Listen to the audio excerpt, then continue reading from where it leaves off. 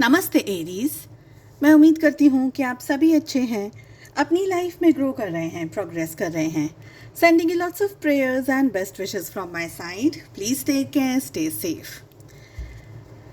आज का हमारा टॉपिक है, अगर आप किसी के साथ में एक रोमांटिक रिलेशनशिप में थे, फॉर सम रीज़न आप दोनों का ब्रेकअप हो गया, चाहे आप लोगों को डिस्टेंस में आए कितना भी समय हुआ हो, अब भी अगर आपके मन में कोई सवाल है और आप जानना चाहते हैं कि उन सवालों का, उस रीज़न का, किस वजह से आप लोगों के बीच में ब्रेकअप हुआ है, तो आप इस रीडिंग को फॉलो कर सकते हैं।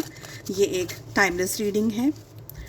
यहाँ पर हम 4 क्वेश्चंस को प्लेस करके उनके आंसर्स देख रहे हैं, जानने की कोशिश कर रहे हैं कि वो क्या वजह है जिसकी वजह से, जिस रीज़न से आपका और आपके रोमांटिक पार्टनर का ब्रेकअप हुआ। तो सबसे पहला जो मेरा सवाल है, वो क्या रीज़न थे, वो क्या वजह थी, क्या वो सिचुएशंस थी जिनकी वजह से आपका और आपके पार्टनर का ब्रेकअप हुआ। ठीक है, टाइमलेस है ये रीडिंग। इसी तरीके की और इंटरेस्टिंग रीडिंग्स को देखने के लिए आप मुझे फॉलो कर सकते हैं। मेरे सारे सोशल मीडिया प्लेटफॉर्म्स के लिंक, साथ ही अगर आप अपने लिए एक टैरो रीडिंग बुक करना चाहते हैं, सारी लिंक, मेरा व्हाट्सएप नंबर आपको इसी चैनल के, इसी वीडियो के डिस्क्रिप्शन बॉक्स के अंदर मिल जाएगा। चलिए, सबसे पहला है हमारा सवाल, क्या रीज़न था, क्या वजह थी जिनके वजह से आप दोनों के बीच में ये ब्रेकअप की सिचुएशन आई। ठीक है, दैट इज़ क्वेश्चन नंबर 1। जो हमारा दूसरा सवाल है वो ये है कि आपके जो एक्स हैं, आपके जो पार्टनर हैं, वो इस समय आपके बारे में क्या सोच रहे हैं, क्या फील कर रहे हैं। आप इस सिचुएशन के बारे में क्या फील कर रहे हैं। और हमारा जो लास्ट क्वेश्चन है वो ये है कि अब क्या करना चाहिए या आप क्या कर सकते हैं जो भी सिचुएशन है उसके अंदर। अगर क्लैरिफिकेशन की ज़रूरत हुई तो मैं कुछ कार्ड्स को पुल करूँगी। चलिए, क्या रीजंस थे, क्या वजह थी, क्या मल्टीपल सिचुएशंस थी जिसकी वजह से आपके और आपके पार्टनर के बीच में ब्रेकअप हुआ। ओके, सो यहाँ पर हमारे पास में 8 ऑफ सोर्ड्स की एनर्जी आ रही है। ज़ोडिएक साइंस की सारे कार्ड्स ओपन करके मैं बता रही हूँ क्या ज़ोडिएक साइंस आ रहे हैं। देखिए, सबसे पहले तो है ना, जो रीज़न यहाँ पर मुझे दिख रहा है वो ये है कि कोई एक पर्सन, आप या आपके पार्टनर, ज़्यादातर ये आपकी एनर्जी मुझे दिख रही है, जो बहुत ज़्यादा ट्रस्ट कर रहे थे अपने अदर पर्सन को। ठीक है, तो आप अपने पार्टनर को बहुत ज़्यादा ट्रस्ट कर रहे थे, इतना ट्रस्ट कर रहे थे कि आपको इस रिलेशनशिप के अंदर जो रेड फ्लैग्स थे, जो प्रॉब्लम्स थी, जो मिसबिहेव था या आपके साथ में गलत ट्रीट कर रहे थे अगर आपके पार्टनर, तो वो सारी चीज़ों को आपने अनदेखा कर दिया, नज़रअंदाज कर दिया। यहाँ पर मुझे ये भी लग रहा है कि आप दोनों के जो मेन रीज़न्स, जो ब्रेकअप का मेन रीज़न है वो ये है कि आपके पार्टनर इस रिलेशनशिप को, इस रिश्ते को लेकर के स्टैंड नहीं ले पाए। बहुत सारे ऐसे सिचुएशंस थे जहाँ पर आपके पार्टनर आपको या इस रिश्ते को या इस मोहब्बत को बचाने की कोशिश कर सकते थे, जो कि मुझे लग रहा है उन्होंने नहीं की। मुझे ये भी लग रहा है कि आपके पार्टनर की मन पर, दिमाग पर, बुद्धि पर जैसे कि पर्दा पड़ा हुआ हो, जैसे कि वो क्लियरिटी नहीं हो उनके पास में कि उनको लाइफ में क्या करना चाहिए इस रिलेशनशिप को लेकर के।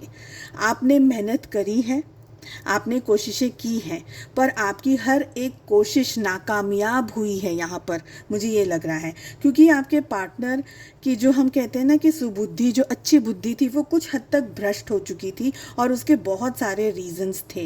यहाँ पर मुझे ये भी लग रहा है कि आपके पार्टनर के ऊपर या तो बहुत ज़्यादा पहरेदारी रखी गई हो या पहरा दे रहे हो उनके ऊपर उनके पेरेंट्स, या कोई सिचुएशन या कोई एक ऐसी वजह जिसके रीज़न की वजह से आपके पार्टनर खुल करके अपने आप को या इस रिश्ते को खुल करके ना जी पाए, ना अप्रोच कर पाए, ना जैसा रिश्ता आप चाह रहे थे वैसा रिश्ता बन पाया।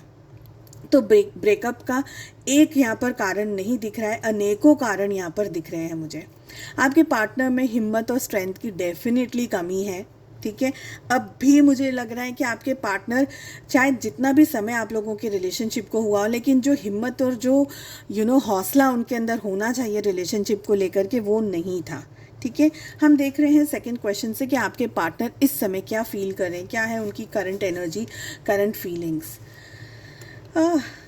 अब क्या पछताएं जब चिड़िया चुग गई खेत। देखिए, आपके पार्टनर को अब बहुत अच्छे से समझ आ रहा है ये रिलेशनशिप के इम्पोर्टेंस क्या थे, मायने क्या थे, आप उनकी लाइफ में क्या थे, आपका उनकी लाइफ में होना, इस रिलेशनशिप का उनकी लाइफ में होना कितना इम्पोर्टेंट था। आप उनकी लाइफ में हंसी थे, खुशी थे। बहुत सारे लोगों के लिए आप अपने पार्टनर की लाइफ में ना लकी चार्म थे। आप जब तक अपने पार्टनर की लाइफ में रहे, कहीं ना कहीं किसी न किसी तरीके से वो फाइनेंशियली अबंडेंट में रहे। मुझे यहाँ पर ये लग रहा है अबंडेंस बहुत ज़्यादा उनको पैसे से मिला, बहुत सारा पैसा, गुड लक हो सकता है, कोई अच्छी जॉब, कोई अच्छा करियर अपॉर्चुनिटी, या किसी और तरीके का गुड लक चार्म आप बने रहे, ये मुझे लग रहा है। अब आपके पार्टनर को बहुत अच्छे से रियलाइज़ हो रहा है कि उनकी लाइफ में वो लकी चार्म नहीं है, यानी कि आप नहीं हैं उनकी लाइफ में। आपके पार्टनर आपको बहुत ही अच्छा, समझा हुआ, सुलझा हुआ इंसान समझ रहे हैं इस समय। आपके पार्टनर आपको एडमायर करते हैं, आपको पसंद करते हैं, आपको बहुत ही, हम कह सकते हैं ना, दिल के करीब एक ऐसा पर्सन समझ रहे हैं यहाँ पर, मुझे ये लग रहा है। आपके पार्टनर आपको लेकर के, आप बहुत काइंड हैं, आप बहुत जनरस हैं, आप बहुत ज़्यादा सुलझे हुए इंसान हैं, आप चीज़ों को बहुत अच्छी तरीके से समझते हैं, आप चीज़ों को बहुत अच्छी तरीके से जानते हैं, मैनेज करते हैं। ये सारी खूबियाँ अब आपके पार्टनर को दिख रही है, समझ आ रही है आपके अंदर। ठीक है, आप क्या सोच रहे हैं, आपकी क्या फीलिंग्स हैं, आपके क्या एक्सपीरियंसेस इस समय है अपने रिलेशनशिप को, अपने पार्टनर को लेकर के। 3 ऑफ वॉन्ड्स की एनर्जी आ रही है।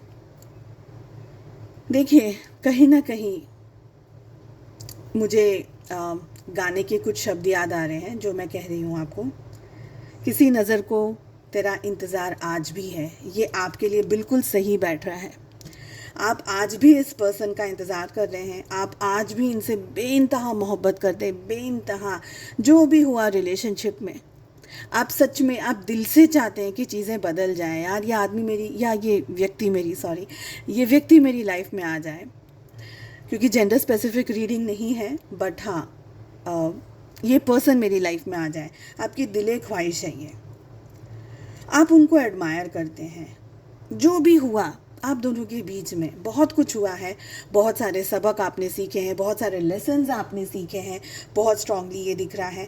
पर फिर भी एक जगह पर आप आज भी ये हैं कि ज़िंदगी, कुदरत हमें एक और मौका दे दे, शायद मैं चीज़ों को उस तरीके से नहीं, पर अब चीज़ों को ज़्यादा संभालूं, क्योंकि आपके अंदर है ना बहुत सारी मैच्योरिटी आ गई, आपके अंदर बहुत सारा ठहराव आ गया। ऐसा नहीं कि आपके अंदर मैच्योरिटी नहीं थी, पहले भी थी, पहले भी आप बहुत अच्छे थे, मैच्योर्ड थे, लेकिन अब आपको समझ आ गया है कि सिचुएशन को और इन डेप्थ में कैसे हैंडल करना है। तो आप आज भी इंतज़ार कर रहे हैं, आप आज भी वेट कर रहे हैं। हालांकि आप होपफुल हैं और आपकी एनर्जी मुझे ये भी आ रही है कि आप पॉजिटिव हैं। जो भी होगा, चाहे वो आए चाहे वो ना आए, अच्छा होगा। आप एक ऐसी धारणा के अंदर हैं इस समय, मुझे ये लग रहा है। लेट अस सी कि अब आगे क्या करना है, आगे क्या हो सकता है आप दोनों के रिलेशनशिप में। We have 5 of swords. ये कार्ड को मैं बिल्कुल भी एक्सपेक्ट नहीं कर रही थी, यहाँ पर बिल्कुल भी एक्सपेक्ट नहीं कर रही थी। ज़ोडिएक साइंस की पहले बात कर लेते हैं हम। हमारे पास में यहाँ पर सबसे ज़्यादा एयर साइन आ रही है जेमिनी, लिब्रा, एक्वेरियस, यानी कि मिथुन, तुला और कुंभ राशि। साथ ही हमारे पास में आ रहा है एरीज, लियो, सजिटेरियस, यानी कि मेष, सिंह और धनु राशि। हमारे पास में आ रहे हैं कैंसर, स्कॉर्पियो, पाइसिस, यानी कि कर्क, वृश्चिक और मीन राशि की एनर्जी दिख रही है। And we have Taurus, Virgo, Capricorn, वृषभ, कन्या और मकर राशि। ठीक है, मुझे यहाँ पर ये एनर्जी फील हो रही है आप लोगों के लिए। इस रिलेशनशिप में आगे क्या हो सकता है। देखिए, 5 of swords is not a card जहाँ पर मैं ये कह सकूँ कि यार सब कुछ ठीक हो जाएगा, अच्छा हो जाएगा, पैचअप हो जाएगा, ये एनर्जी बिल्कुल नहीं है। डेफिनेटली यहाँ पर धोखे की एनर्जी दिख रही है, यहाँ पर मुझे चीटिंग की एनर्जी दिख रही है, यहाँ पर मुझे तकलीफ़ की एनर्जी दिख रही है। मुझे ये भी लग रहा है कि आप लोगों का जो फ्यूचर है, या आप लोगों के फ्यूचर के अंदर इस दर्द से, इस तकलीफ़ से उभर पाना आपके लिए थोड़ा सा, मुझे थोड़ा सा चैलेंजिंग लग रहा है। आप कुछ ज़्यादा ही अफेक्टेड हैं, यहाँ पर मुझे ये लग रहा है। I still want to clarify कि 5 ऑफ सोर्ड्स की एनर्जी हमारे पास में क्यों आ रही है। 5 ऑफ सोर्ड्स हमारे पास में क्यों आ रहा है। We have knight of wands. मुझे ये लग रहा है कि दो सिचुएशंस दिख रही हैं। एक मुझे दिख रही है कि आप में से कुछ लोगों के लिए आपके पार्टनर इन फ्यूचर आपकी तरफ किसी तरीके का कोई एक्शन ले सकते हैं, बट कुछ लोगों के लिए मुझे बहुत ही फ्रैंकली ये लग रहा है, आप लोगों को पसंद नहीं आएगी ये बात, लेकिन मुझे ये लग रहा है कि आपके पार्टनर चाहे कितना भी कुछ भी आपको समझे, कितना भी अच्छा आपके बारे में सोचे, लेकिन मुझे लग रहा है कि इनका जो नेचर है, इनकी जो प्रवृत्ति है वो यही है कि ये अब भी आपके लिए स्टैंड नहीं ले सकते। चाहे इनकी प्रवृत्ति के अंदर धोखा ही है, इनकी प्रवृत्ति के अंदर चीटिंग ही है, ऐसी मुझे एनर्जी दिख रही है। तो आप अपने आप को किस एनर्जी से रिलेट करते हैं ये आपके ऊपर डिपेंड करता है। आपको सारी सिचुएशंस सभी लोगों के लिए अलग अलग है। तो यहाँ पर मुझे यही लग रहा है कि आप में से कुछ लोगों के लिए आपके पार्टनर अप्रोच कर सकते हैं आपको, ठीक है, लेकिन अप्रोच करेंगे ना, वो भी कैसी एनर्जी होगी। ईगो मुझे अभी भी काफ़ी हद तक आपके पार्टनर के अंदर दिख रहा है कि बहुत ईगो है, बहुत ज़्यादा चैलेंजेस हैं, और वो अगर आपकी तरफ आए भी, एक्शंस भी लेंगे, पर वो आपको आपके मुंह पर अप्रिशिएट नहीं करेंगे। दिल में चाहे वो पर्सन आपको कितना भी अप्रिशिएट कर ले, लेकिन फेस पे आपको ये नहीं कहेंगे कि I missed you, you know, मैं आपको बहुत ज़्यादा याद कर रहा था, कर रही थी, ऐसा नहीं कहेंगे। तो कहीं ना कहीं मुझे ईगो की एनर्जी यहाँ पर बहुत स्ट्रांग दिख रही है। चलिए, आई होप आपको ये रीडिंग पसंद आई, आई होप ये रीडिंग आपके लिए हेल्पफुल निकली।